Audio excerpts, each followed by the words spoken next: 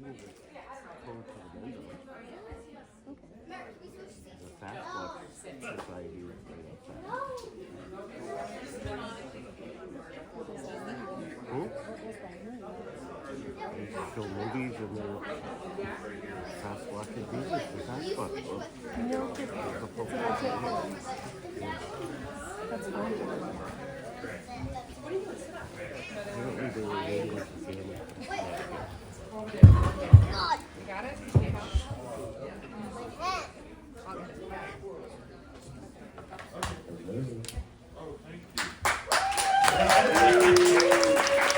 we are, Sunday morning at the movies. Thank you all so much for coming. I'm so glad you could make it. I'm just really grateful for this whole thing. Thanks to my dad for organizing it, and thank you guys all for being here. So we actually have like a lot of stuff to get through, but it's not too bad. I'm gonna start with a short film. It's like 5-minute song from a director I really love. He's a Taiwanese filmmaker named Ho Xia, and he's sort of considered in the international film world to be like a master of the form. So we'll start off with his film. It's not mine, just so you know. And after that, we'll move through some of my stuff through the years, basically stuff I made in school or after. A lot of it is like, I just made it myself, like homemade films.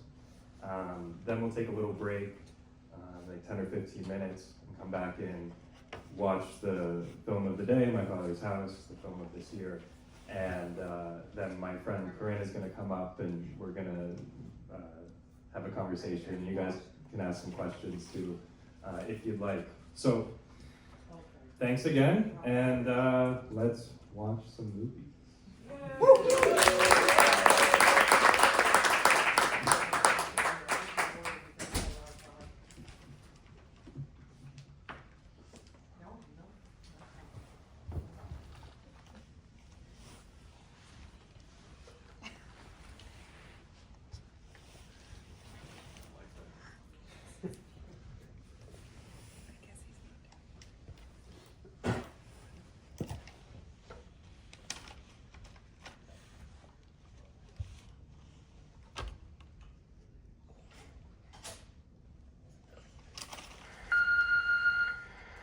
Hey. So this is my friend Corinne. We went to high school together in Andover. She's from Linfield. She was an artist at school actually. Her art really inspired a lot of us. And now she went and got her She runs an acupuncture clinic in Vermont now. So she literally heals people. So it's wonderful to have her here. Her presence is like dear to me, and I think that's good. That's great. Hi everyone. I'm very honored to be here, and we have some questions that we're going to ask Ben, and then we'll open it up to audience. Yeah. Correct? Okay, great. So, do you want to tell us a little bit about what's happening in the film and what inspired the story? Yeah. So the story is about somebody going home and really deciding to be like a participant in their life, and it sort of grew over the years. It's kind of cool to see it with all the other films because I feel like all of those pieces kind of came in here. But I think the real seed for this was during COVID. I was home with my parents for the first time in like probably 5 or 6 years, and it's always special coming back. But I stayed for like a year, and you kind of you're remembering the place that you grew up in and everything that comes with it. So I just started writing from that place, and I wrote for about a month, and I wrote a long version of this story, and then it's kind of expensive to make a movie, so we couldn't do that one. So I had to kind of condense it and figure out what I really wanted to tease out of it. And yeah, we shot this year in March at my dad's house. So that's, so many of you have been there. So yeah, that answers. Yeah, thank you. And there seems to be this theme of intergenerational relationships and what feels like a kind of longing or like distance between the characters in the film. So if you want to tell us a little bit more about that and what feels important about that and why that's so central to your films, I think that would be great. Yeah, that's a good observation. Yeah, I think basically we've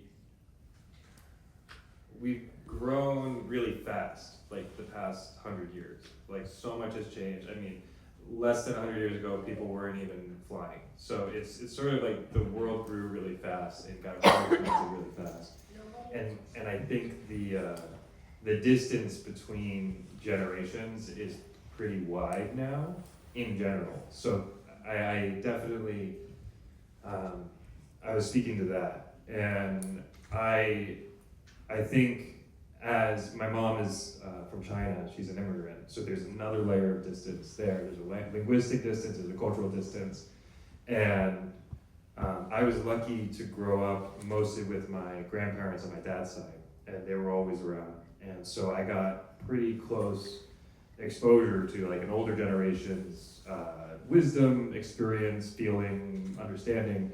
My Chinese grandparents, I spent summers with as a kid, but after, I was 5 or 6, it wasn't as much. My grandpa passed, and my grandma came here, but it's really, I don't think again, I'm lucky with my dad's parents because I got that closeness, but I think so many of us don't have the closest with that generation, and it's kind of like the important thing is like, how do you talk across understanding?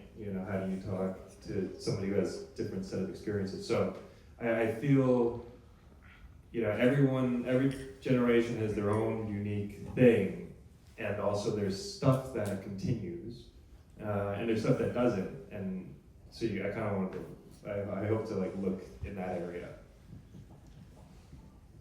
Thank you, that was great. And speaking of language, my father's house generally had a little bit less dialogue. Well, I mean, I'll let you riff on this, but what inspired the decision to have less dialogue in this film in comparison to some of the others, which were a little bit more, some of which, not all of which, were a little bit more narrated, if you will?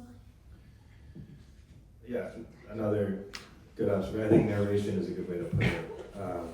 I think we started the program with a Taiwanese film, and that there's a school of filmmakers there, and that just stems from a different tradition than films we get here, or films we make here that we tend to make.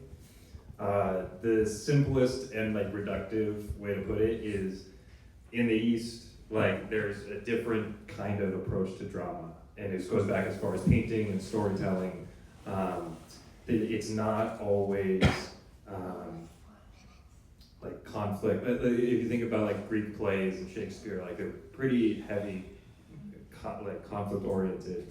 A lot of the films that I love from that part of the world, and a lot of the, how can I put this? It's like even the paintings, like Chinese paintings are really open compositions, so the people are really small in the paintings, whereas obviously we know the people, they're Hamlet, Macbeth, Dickens, whatever. We have strong names here, but a lot of the Asian art basically is more about landscapes or birds. It's much more metaphorical, and I feel that words, I really love words, but for movies, I think they're really equipped to tell you a story with just images and not even. I feel it's important not to narrate too much, because part of what's great about, let's say, that kind of open art is it doesn't have,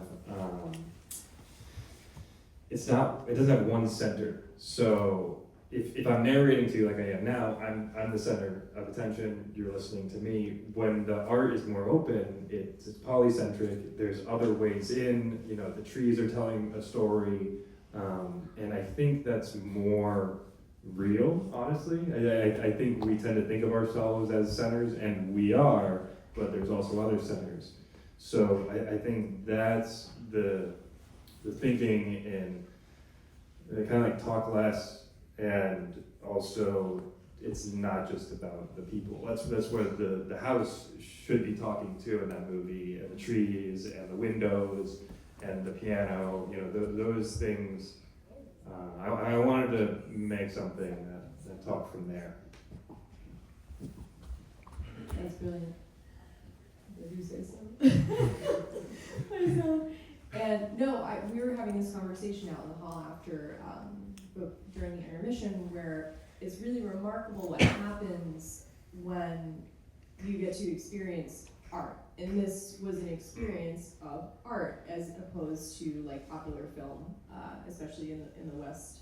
Like, it immediately brings us into this completely different headspace where we were both like, did you notice that? And how about this? And it's amazing, like, we arrived and we drove here and we're talking about, what the weather and all of that, and then you get here and you experience something like this, and it is this epic transformation where you're suddenly brought into truly like a whole new world. So thank you for that, because that was absolutely our experience of today. And getting a little bit in.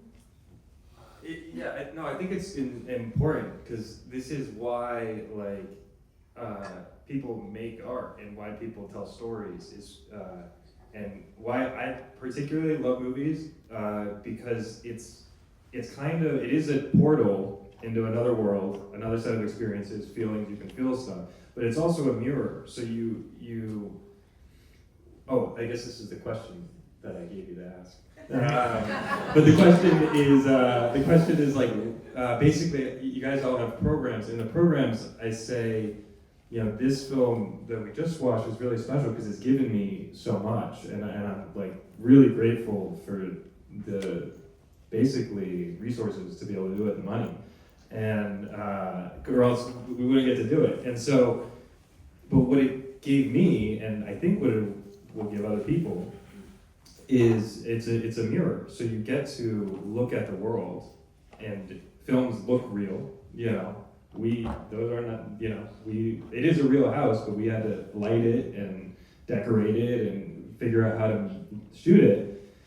So what you have is, with art, you make it to give people and give yourself something to kind of work through. And hopefully, you can read something or see something, you have an experience that makes you reflect, that makes you understand more about yourself, more about the world. It can kind of open you up.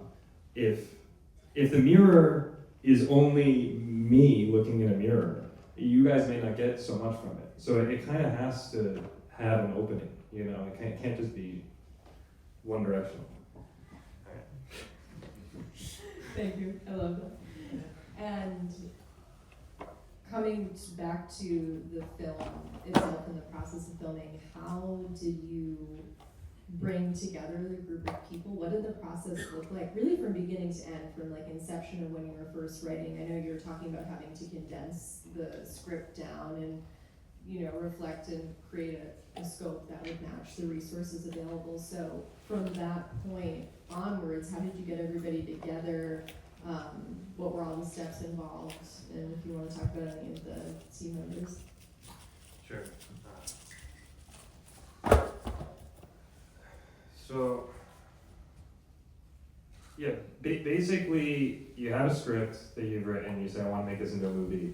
Okay, you gotta get money, you need a team. So I submitted to a lot of grants to try and get funding, just, here or there, and I wasn't getting any of them.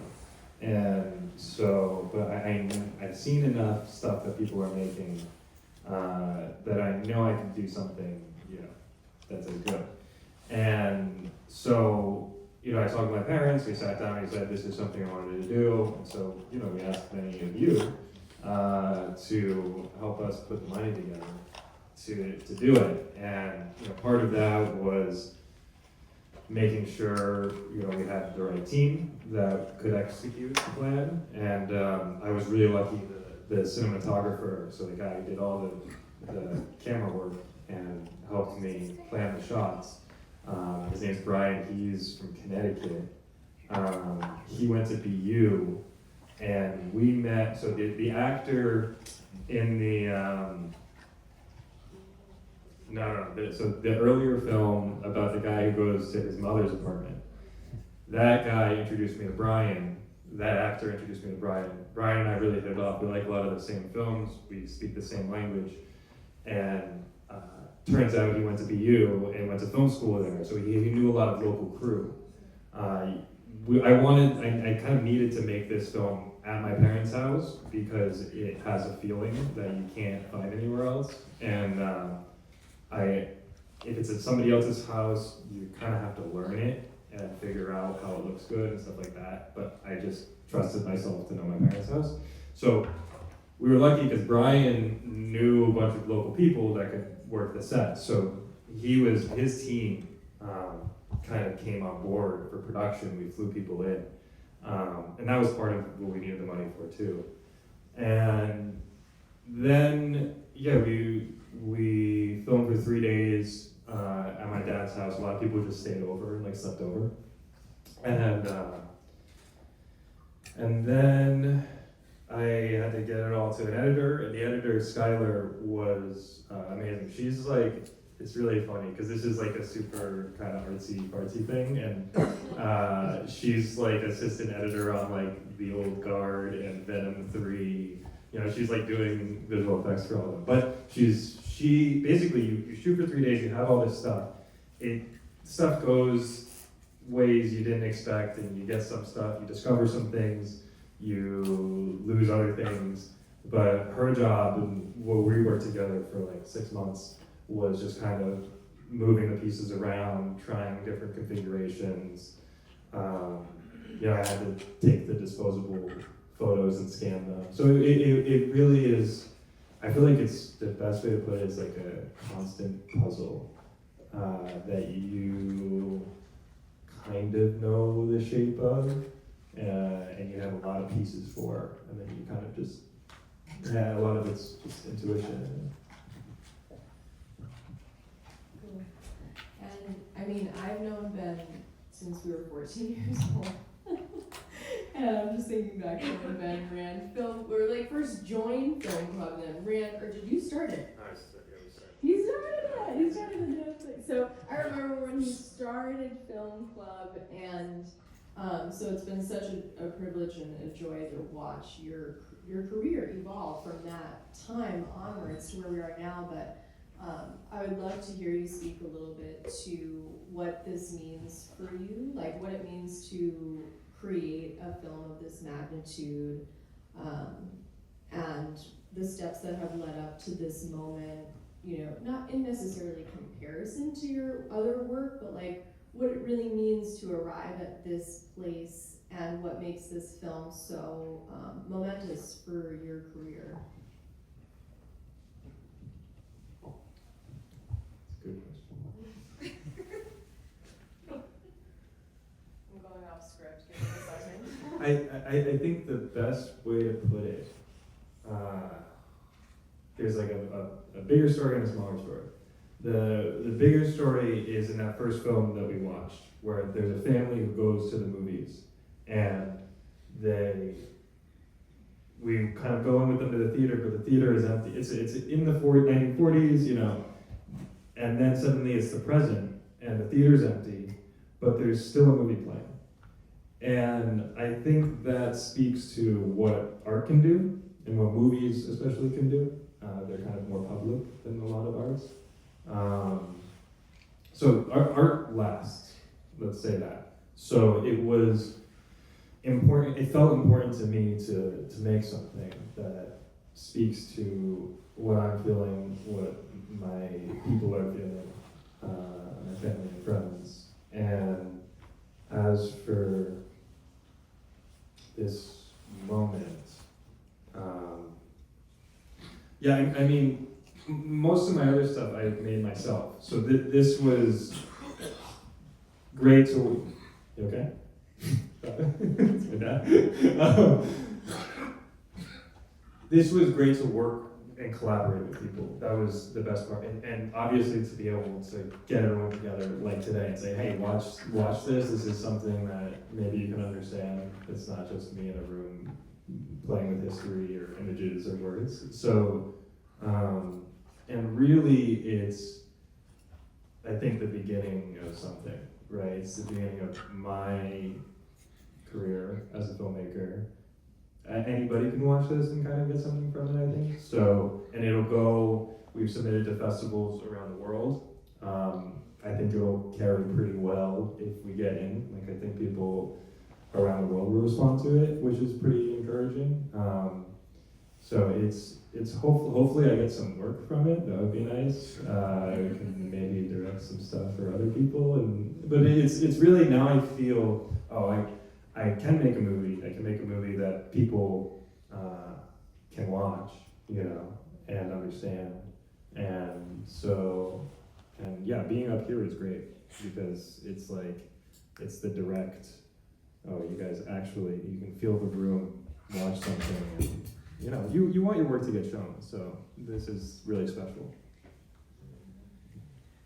And so this is in response, you kind of introed this, so I'm curious, what is next for the film and for you?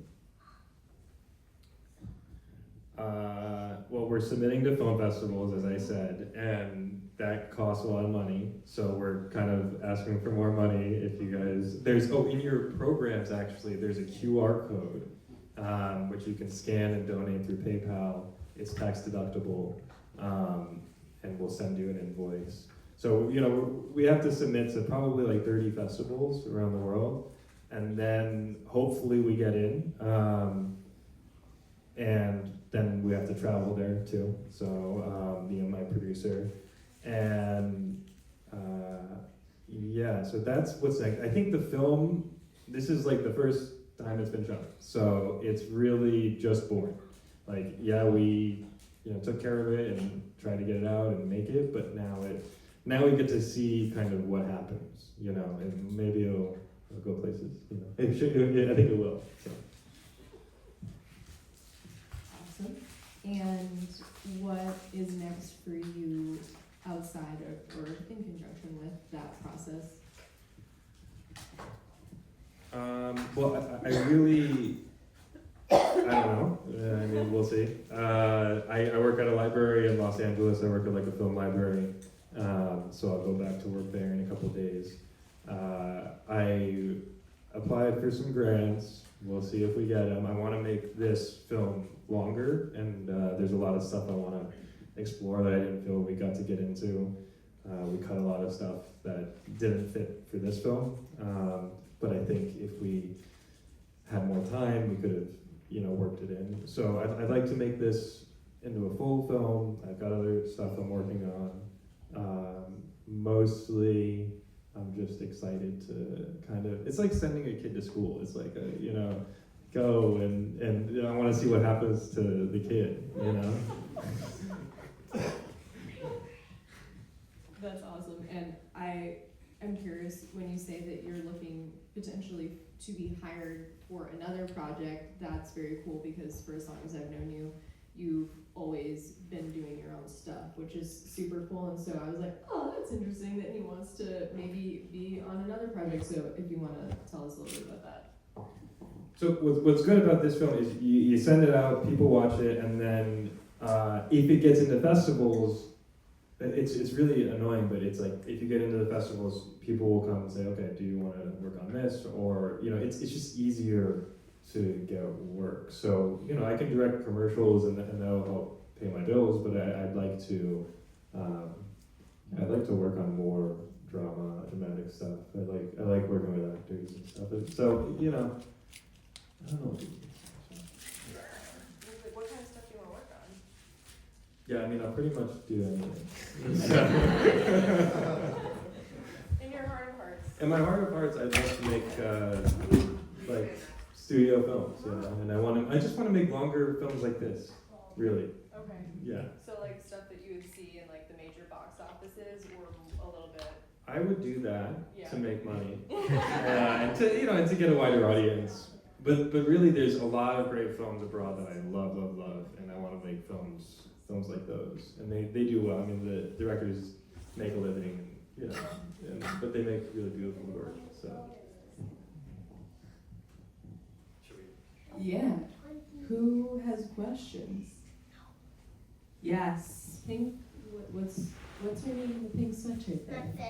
Memphis. Memphis. So nice to meet you. Would you like to ask your question? Go for it.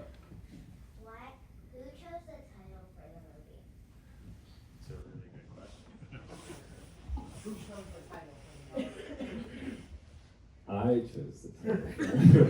Well, it was actually when I was trying different titles on. I called my dad, and we probably did like 100, 200 titles, that none of which were that good.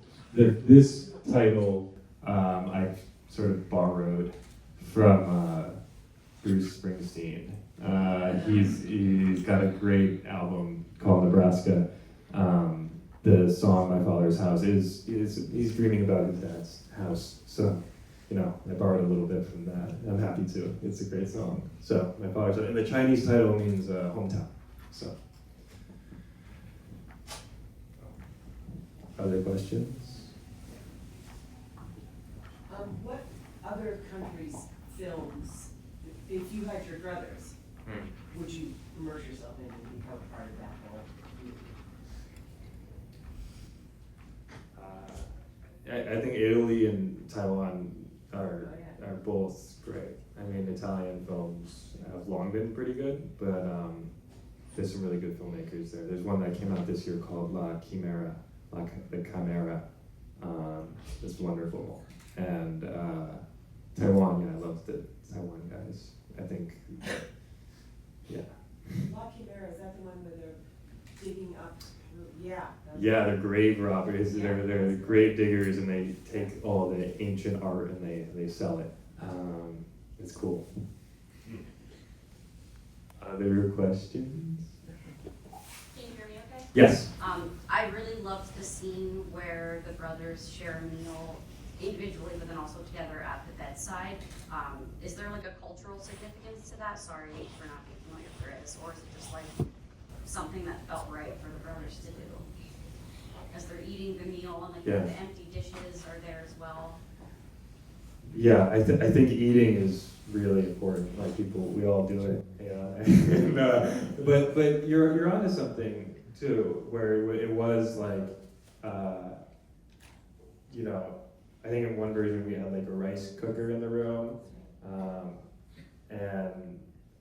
so it's in the air there, and they're using chopsticks, and I think a lot of the piece is sort of about how one of them is kind of the steward of a lot of culture, like he can speak the language, and he's kind of making tea and feeding, and he's been helping out, he's doing the Christmas lights even. So that's that character, and the other one has sort of chosen a different path. So that sitting together very much has the ethos of like, okay, I'm, one of them is choosing to kind of engage in a cultural world that he hadn't that much before. Also, he was sitting there eating by himself, which he was taking care of the father, I assume. And Yeah. everyone who stayed home, and it seemed like they ate together all the time, because when he was eating alone, he had two bowls. Yeah. So early on in the film, we see one of them at the house alone, and he eats by the bedside of the father. So that is like, they would eat together, and it would be a ritual. So he's still kind of eating with them, even though he's not there. Yeah. You hear me okay? Yep. I was wondering if you could speak more about speaking for others who can't. I really like the scene where I couldn't tell the relation, but he was translating for the other person, and thought the film kind of spoke to that concept you said of speaking for others who can't. So. Yeah, that's a really good way to put it. I think I think it's hard to talk directly to people about what you're feeling in general. Everybody has that. So what can happen is, I say something to you, you say something to them, and then it gets back maybe to the person. I do feel that some people are more comfortable talking than others. So it's sort of like, if you have a voice, and you can kind of speak it to something that somebody else is also feeling, or maybe you feel it's important. That's what that character is really about, is he knows this thing is important. It has to, otherwise the other guy will never will get that book, that has somebody's feelings and truth and their life in it. So, but you kind of need, and maybe this is what artists do too, or storytellers. I mean, we all do it when we tell stories, right, to each other, is you kind of are taking the essence of something. You have to be careful, because it's like, it's a responsibility, but, and you're putting a voice on something. So that's, I hope that answers. Yeah, I didn't really have a question, I guess. So. Amazing. Other observations? Yes?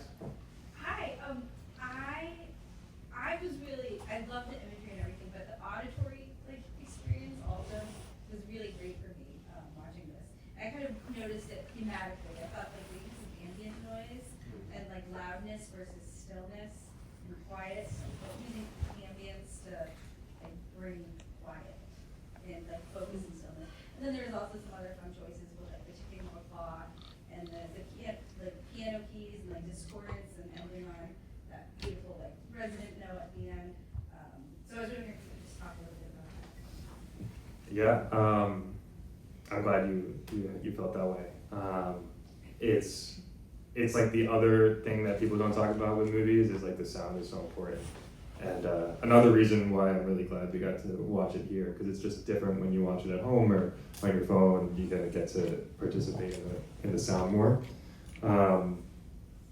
I worked with another part. The budget was great because I got to work with a sound designer. All the other stuff I was doing my own sound, but we were sort of like, all right, I want to make sure there's a lot of different kinds of silence, because it's actually really real quiet is kind of scary and really unnerving, and you'll kind of not want to watch any of it. So we had to work on different kinds of sounds. The wind was a character for me. Originally we wanted snow, we didn't get snow, so it became the wind. Had to kind of say something. And the piano as well. My piano teacher is here, actually, Mrs. Lambert in the back. So I actually played the piano for the movie too. I just kind of improvised some stuff, but it was really similar to the voice note. It was the music was about how can we characterize a voice that's coming into speaking. So that's why the melody does kind of come out at the end. So yeah, the sound is I like working on sound.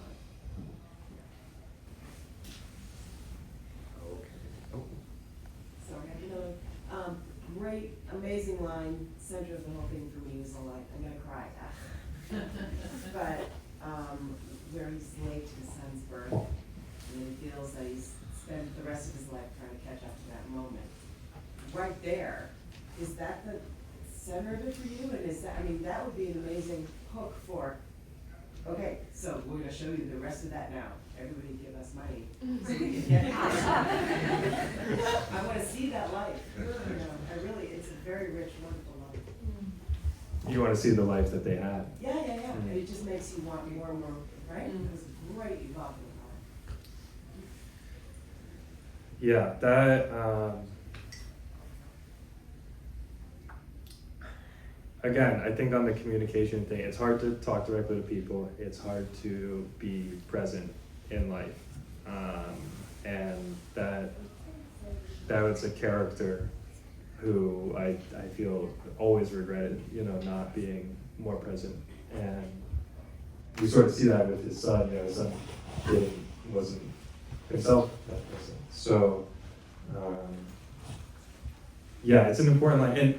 And similar on this other note of voicelessness, right? And in a bigger conversation of like, kind of like treating this like a mirror, like I borrowed that story from my sister was actually born in a snowstorm, I think, and my dad made it to the hospital, I believe. And so I sort of tweaked that, and somebody else I know, their father wasn't there, and I kind of feel that dynamic. So you kind of like pull on different parts of life, because you want to do it truthfully, you don't want to just make stuff up all the time.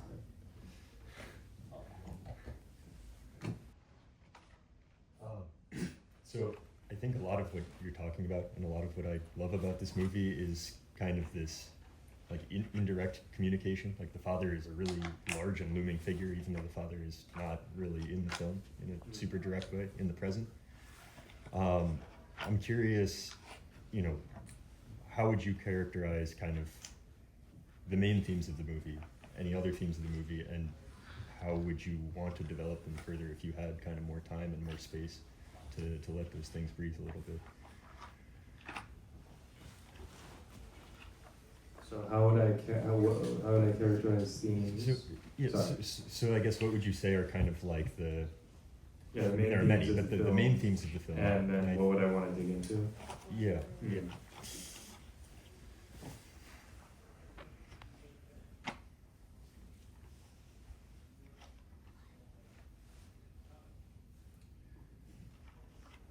I think the big thing is just connection and home, and I really the original germ that I really liked about this movie was, actually they're in. I don't want to close off interpretation, but in my mind, they're actually not brothers, although many people have said that, and I buy it. But I kind of have them more as childhood friends, and maybe even like a romance. But what sort of happened is they were, like, let's say, best friends in their teens, and then one has moved away, and the other one has kind of stepped into his life in a way, taking care of his parents and stuff like that.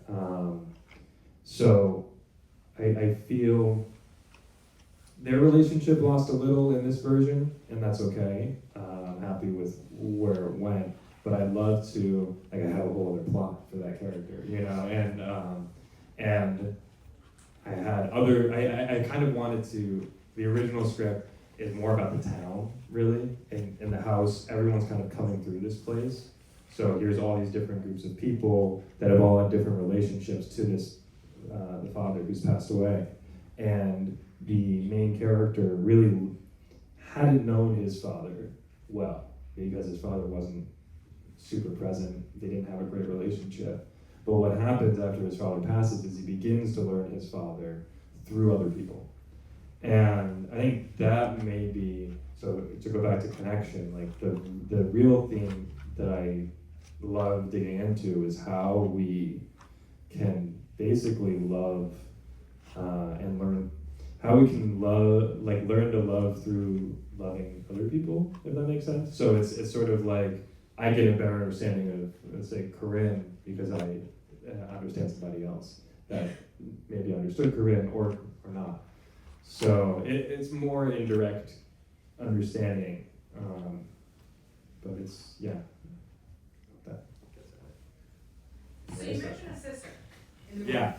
But like, she's like there, there's a mention of her and like nothing else. Yeah, so another character I would love to develop, and I have a whole story for her too. Right now she has two moments. She sort of brings us into the movie with a phone call. She's calling the brother saying, hey, don't know really where you're at, I miss you. And my thing with her is basically she was here for the whole thing. She also has her own life. So she's sort of done all this grieving and processing and living, but she sort of has her own house with a husband and kids over here. That in the longer version, we watch this guy deal with everything in the house, and then he goes and sees his sister, and it's this whole new idea of what family can mean that she's really built all on her own. So yeah, another storyline.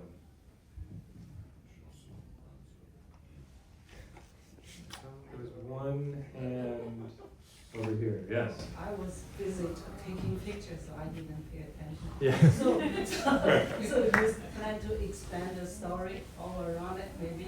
I'd like to, yeah. I need to get grants and funding, and but I'd love to do it, and I'd love to shoot it in New Hampshire, maybe not my parents' house this time.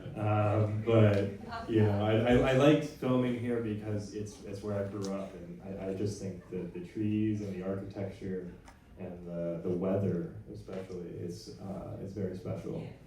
And also, you at the beginning of in the letter they mentioned the mother. So Yeah. I think there are a lot of things to expand, right? So. Yeah. It's really it's a short film, so we had to really narrow it down. But in the longer version, every family member has something, So.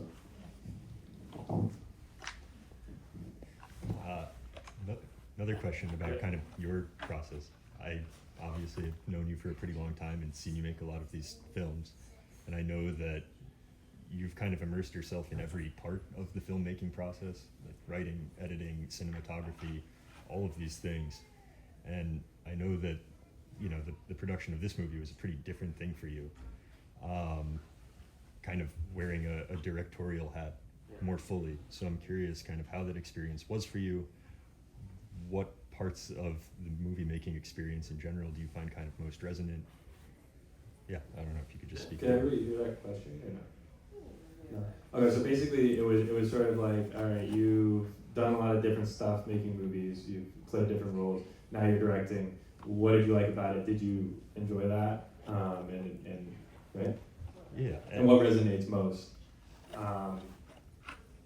I think what's good about all the benefits, it's like if I'm working on a production, if I'm in the art department, it's nice to not have to do everything, like you're just a part of a greater puzzle, which is nice.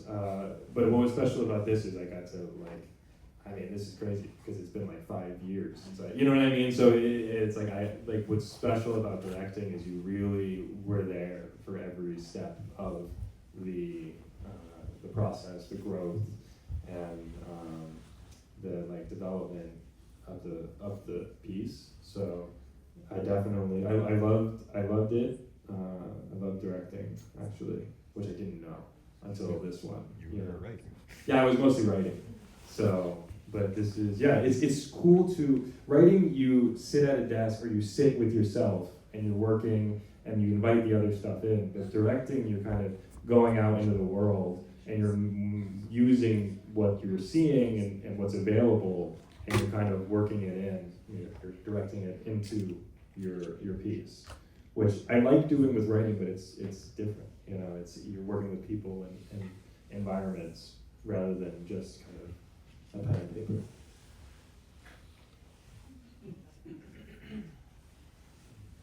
All right, that's it. Well, I want to thank you all so much, from the bottom of my heart, for coming and for your support. It's been so many of you have supported me in so many different ways. Whether it's emotionally through the years, whether it's with food, care, those things, you know, and indirectly too, right? So if you supported my parents, you supported me. So it's like, it's come, all of that stuff matters, you know what I mean? And I think that's the way, that all helped get here. So I really just want to thank you all. I want to thank my parents for putting this on and all the support they've done. My grandma's here too. So yeah, thank you. And there's a QR code on your program. Yeah, so, and there's a box in the lobby if you got cash. Store. And, oh, and my sister is also here. And she's had her own kind of project going on down the street, 2 blocks over in Lowell, Market Street. It's called Project Papa. But I think we're all gonna walk over there. So if you wanna go, she's opened a little store. It's also a store. It's a store. She's selling like pop culture stuff from different artists. You have to see it. I'm not gonna spoil it. So go to Rose's store. And Happy New Year.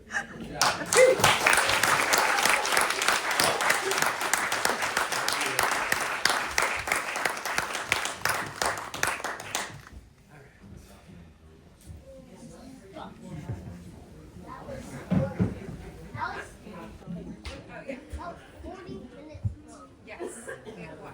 And you were all of them. Oh my god. That was good. Sorry.